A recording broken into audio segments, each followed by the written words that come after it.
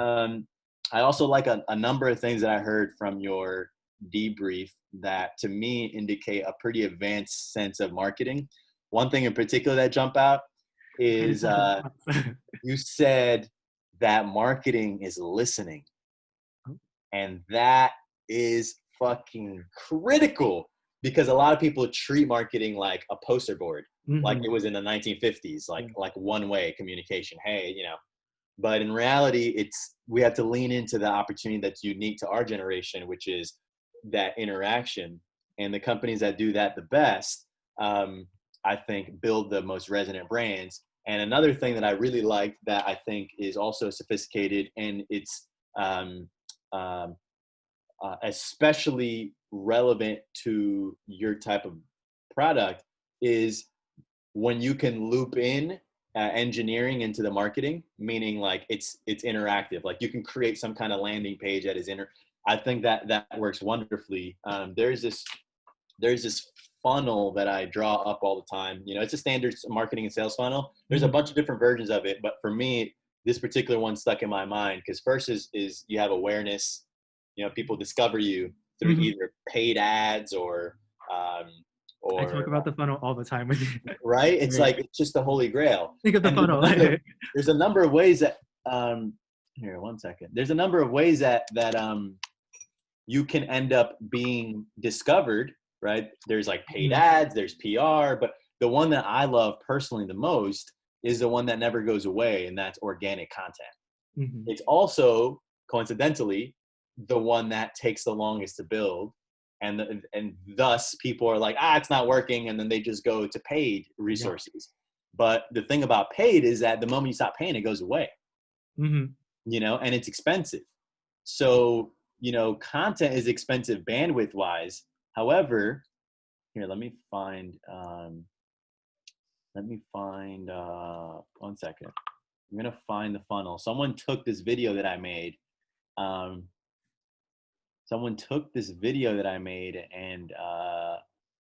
And like made a sophisticated graph out of my scribbles. Did he give you credit? No? Yeah. Okay, that's good. Here, I can't find it, so I will go to my scribbles. Ended up being a really watched video.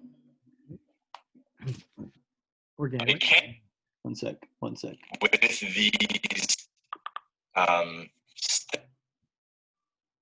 if you're doing something with shock value, it's either,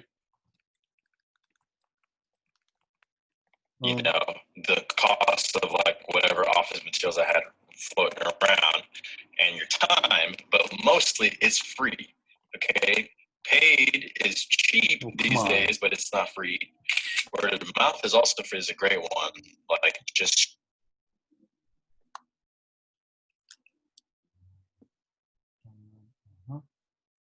chat right there.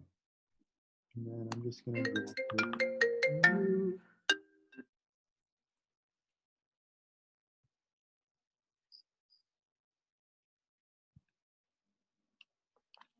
All right.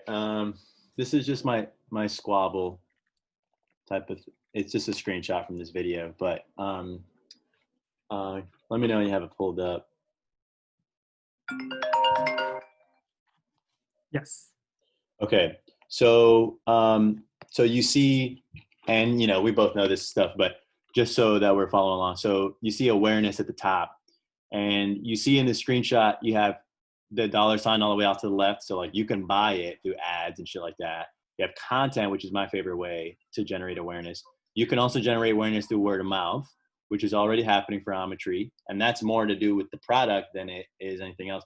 And then you have PR, which you can buy, or you can earn PR by doing something really noteworthy.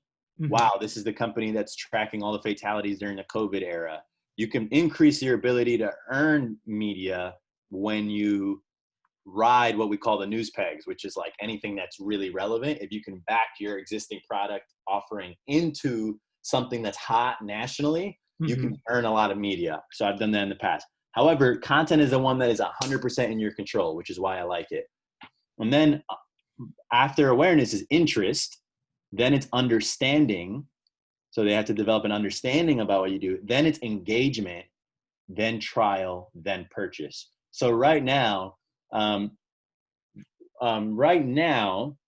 Carrie is bringing people all the way down the funnel, just fucking hounding them on the phone, right? Which is impressive, and that's what a CEO needs to be able to do. However, now we're bringing, she's bringing you in, and through marketing efforts, we're going to be able to ease some of her lift in that your marketing is going to be able to drive people pretty close down the funnel. And then from there, your job, in my opinion, which is like what you said, is to get them to that second to last rung, which is trial, right? Yeah. So you're generating awareness, interest in what they do. So once they see some awesome content, they click through, now they're at the interest stage. Whatever copy you have on there, whatever mixture, is gonna be like, this is interesting.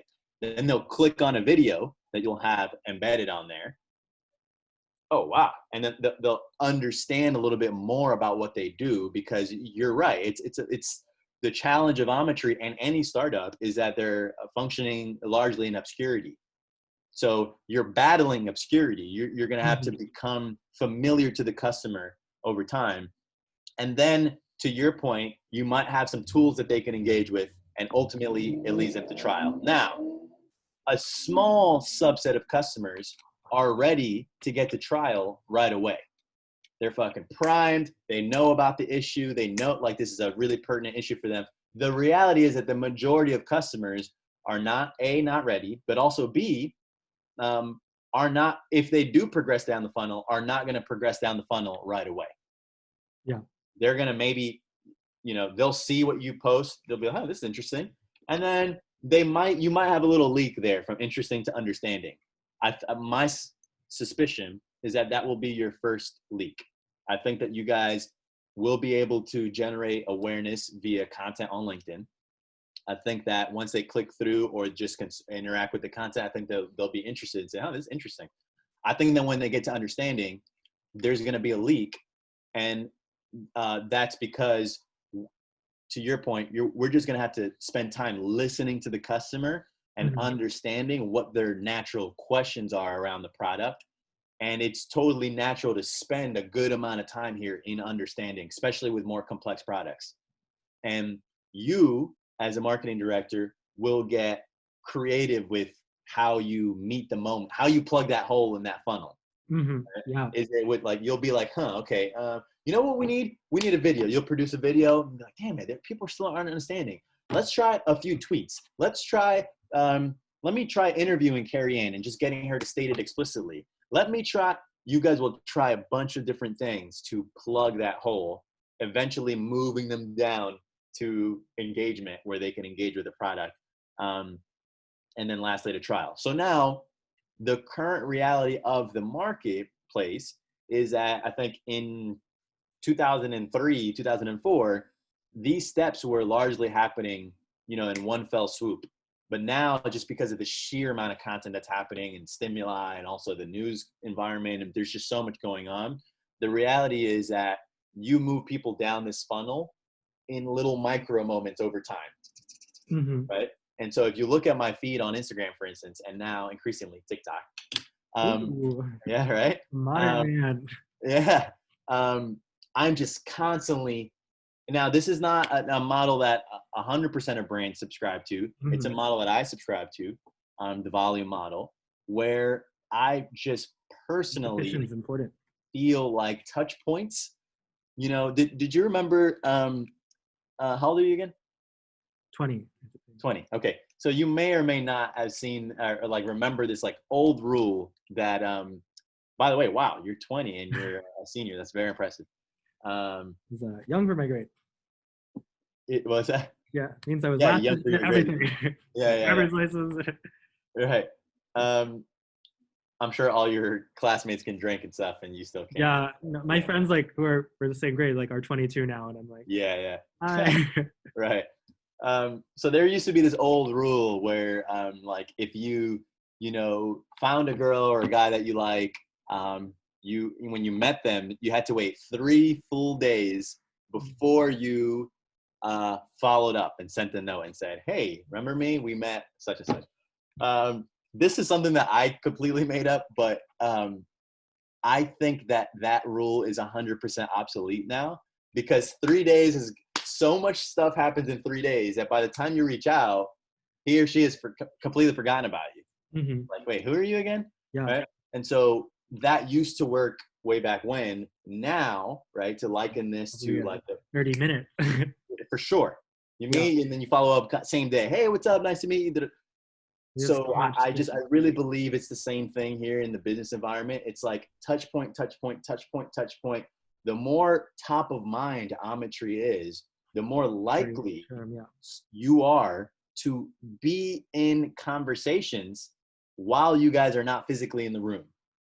And in the insurance world, right, now the rooms are digital, but all these executive teams and stuff like that, you know, what you can't do is control what they do, the customers. Mm-hmm. But what we can do is make sure that every time they are considering the future of insurance and what players to, you know, work with to further their cause, that Ometry is there. We can't control if they have that conversation. That's the natural inherent friction that comes with operating in a very archaic industry. They may not be concerned with the future of insurance at all. However, we know that because it's an archaic industry, paired with the fact that the world is moving pretty violently forward right now, like COVID has been a catalyst. Changes that were happening already are just happening even more now, mm-hmm. right? And so the fascinating thing is they will be having this conversation of like, hey, what can we do to be a more current player? And your job will be making sure that Ometry is at least coming up.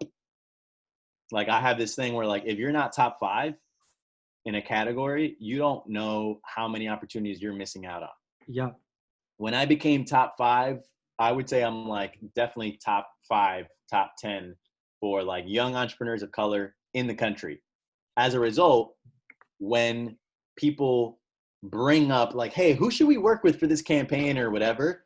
Oh yeah, have you heard about John Henry? I'll at least be in the conversation. I might not get it, but I'll at least be in there. They'll at least reach out. And like, that's what we want for Ometry. I completely stand behind your assessment that we want to develop the voice of the company. I think it's okay to use Carrie's voice as an extension, but I agree, people need to have a much more vivid idea of what Ometry is as a product, what you guys do. They need to see it. They need to see what it is. Yeah. In my business now, like I'm in real estate, that's easy. Hey, take a picture, you know, check out this building. With you, you'll need to overcompensate for that, and you'll get creative around how to do that. Maybe it's screenshots of product. Maybe it's graphs that show what it is that you guys are tackling. You know, you'll come up with your way of doing that. There is one, here, let me do this. There is one additional graph that I'd like to show you. I'm going to draw it out, take a photo of it, and upload it. Yeah. And then we'll end I'm there. with you 100% on all of this. You know, my goal, like the consideration set, that thing, that the number one, that's totally, what I think Ometry like definitely needs, and we can be so successful if we're in those top 5s. And like humans are so heuristic based, et cetera. And so we need to be in that top of mind area. Definitely agree. For sure. So I want to share something with you that pretty much changed my entire approach to content strategy. It just took me to a whole nother level. I learned it from another practitioner. Second.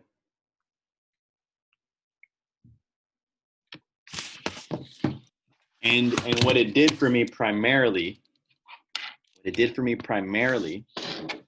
was it helped me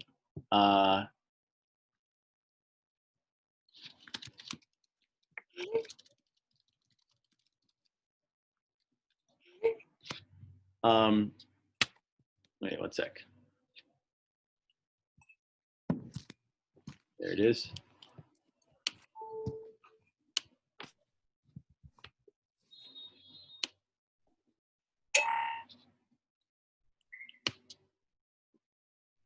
Wow, you gotta love technology. It's amazing. I just drew this and now you're gonna see it. Okay, so let me know when you open it. Oh, wow. Picasso. Beautiful. Yes, I have it open. Okay, wonderful. So now, what you're gonna need, right? Like, look, the way that you're gonna achieve your goals in Ometry is content. Bar none, it's content.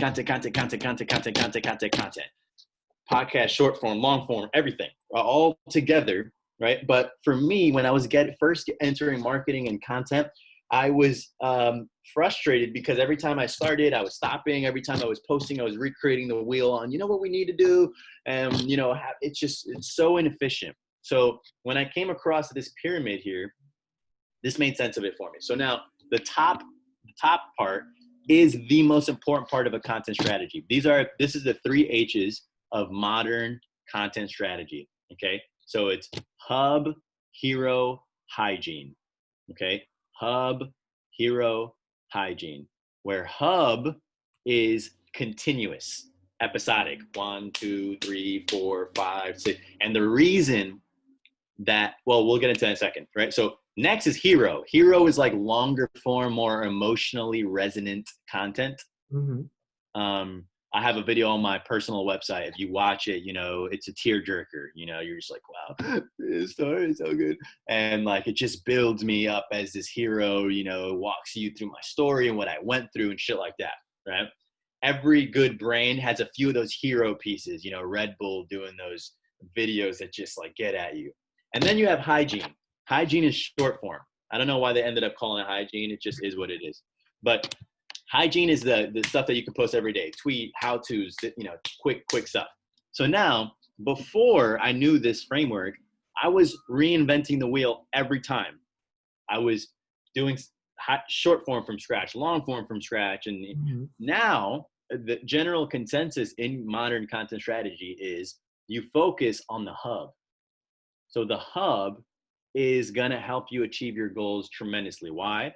Because this is what it's also called, like the pillar series. So this is going to be like the thing that people associate Ometry with, right? It's like an episodic, you know, episode 1, 2, 3, whatever. It's like, this is what Ometry will become known for. Mm-hmm.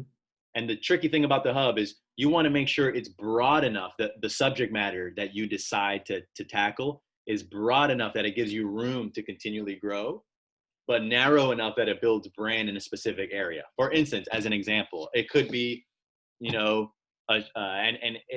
the physical manifestation of a hub is like, you know, usually in the form of either a podcast or a blog or a video podcast. I personally do like a video show, but it doesn't have to be that. It could be like a Medium post once a week. So you choose a frequency that you commit to, and then you bang it out every time. So like, you know, take note from basic cable, right? Like there's a reason they do Tuesdays at 9, and there's a reason that works. Why? Because when you have a hub, it achieves exactly what you said that you were looking to do, which is it creates a space for people to be continually nurtured Mm-hmm. around who you are and what you're doing and why you're doing it, right? So for me, I have several hubs. You know, I do JH Radio, which is like a daily podcast, but I also do I have a hub where I talk about real estate. I do real estate Saturdays. Every Saturday I'm talking about real estate. So I have a number of them just because I've been doing it for a long time. But the point is, when people want to consume me, they know where to tune in, how to tune in. I've trained my audience. They'll find it, and they're just consistently nurtured. And so anytime someone takes your brand and puts a penny in the brand jar, so to speak, right? They associate you with a feeling or an idea or a position in the market, and they put that penny in the brand jar, right? Mhm. That's Ometry growing in, oh yeah, they're the future of insurance, or yes, they're the best measures of risk in the country, or what. That hub idea will come from you. How it depends on how you want to position Ometry. Yeah. But the point is, here's why it's the key, okay? Because the hub is long form.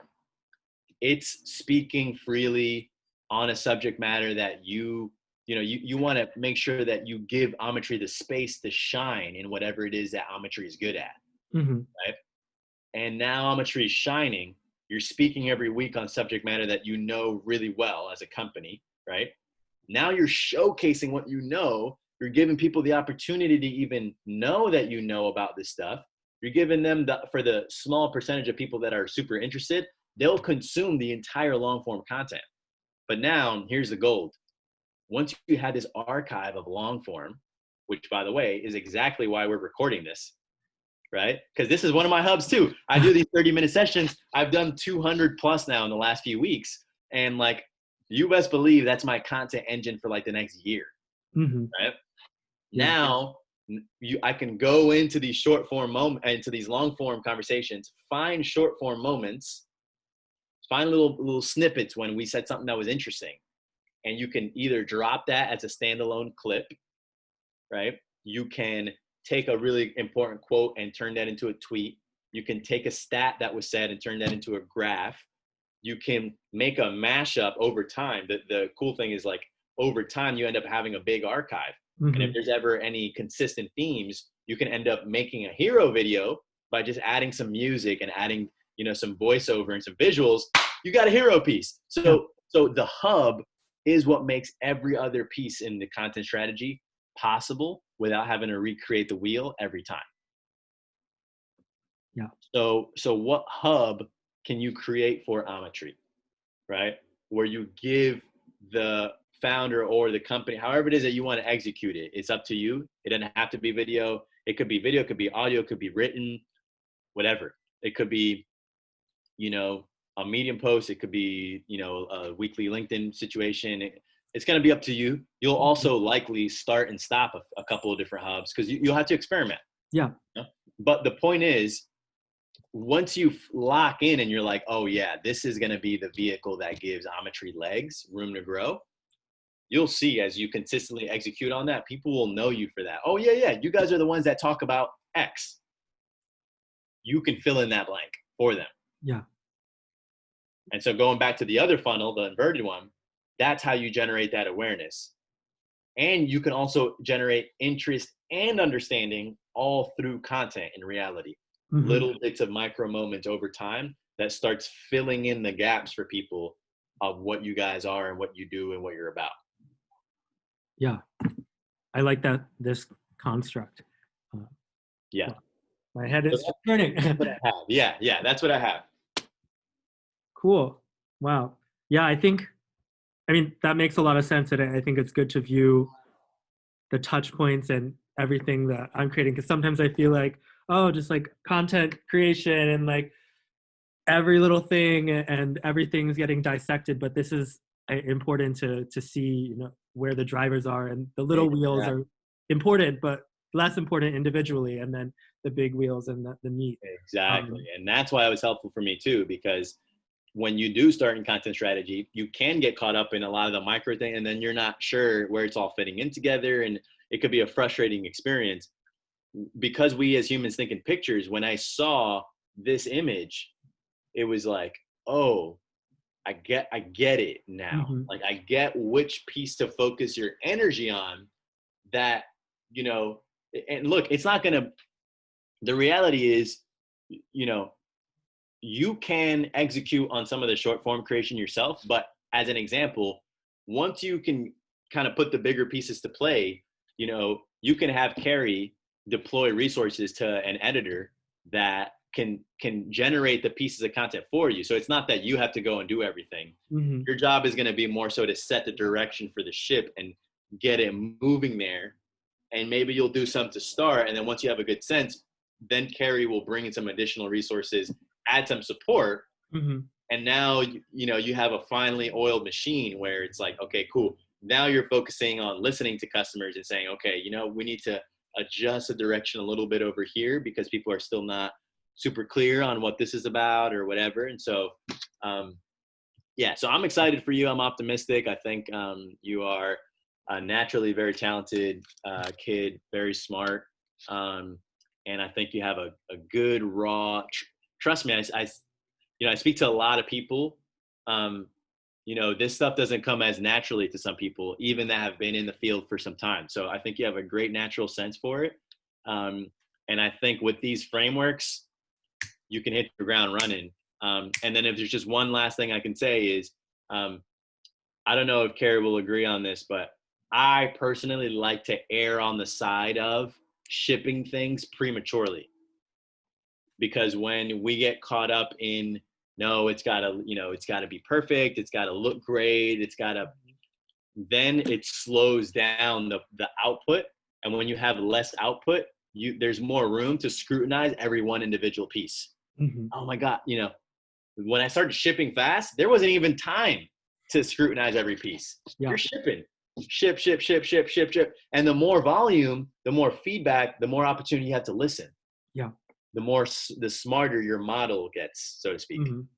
So it's just output, listen, and watch and steer and adjust. And so this quick, nimble type of content strategy for me is what has enabled me to build depth of brand, very rich brand over time that people have a lot of context on, not because of any one piece, but because of all the touch points over time, the body of work. Reminded, yeah. Yeah. This is how you implement your real estate or everything. Accelerator, personal brand, everything? Everything. Everything falls into this, like, whenever I want to tackle something and grow it, I just implement this. Okay, I know what I got to do. Context. Uh-huh. Context, product. You got to deliver on product and back-end operations, but that's not, that's going to be up to the rest of the team. Yeah. In your case, it's just getting it out there and executing on that. Yeah. Wow. I feel like I have like a really strong sense of a direction now. I have lots of great ideas. This is really helpful for me. Love it. Awesome. I'm glad you thought so. Good luck. Feel free to use me as a resource. And send me this recording, would you? I'll send you my email here on chat right now. You could do that.